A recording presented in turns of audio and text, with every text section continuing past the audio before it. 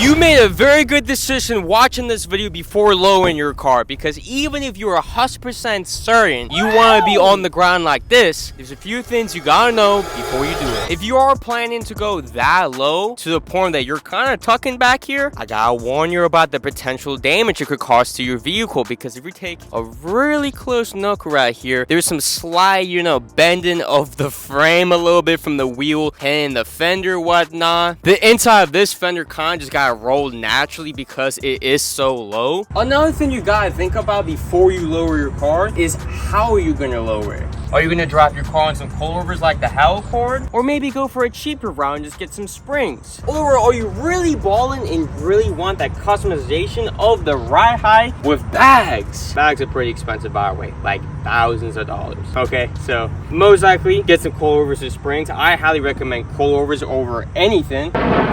Coilovers definitely handle better than springs or bags. You also have to think about the roads that you live by. For example, if you're constantly driving on the road that it's a little bumpy, a little rough, I'm not even gonna lie, really rough and bad, just be mindful. You're gonna be driving a lowered vehicle on that road. And even though some people really would like to just slam their cars to the ground, if you live in a bad area for it, I wouldn't recommend it. So just think about that before you really spend potentially however much on new suspension. And if you want to see the coilovers that are in this car, watch this video on screen.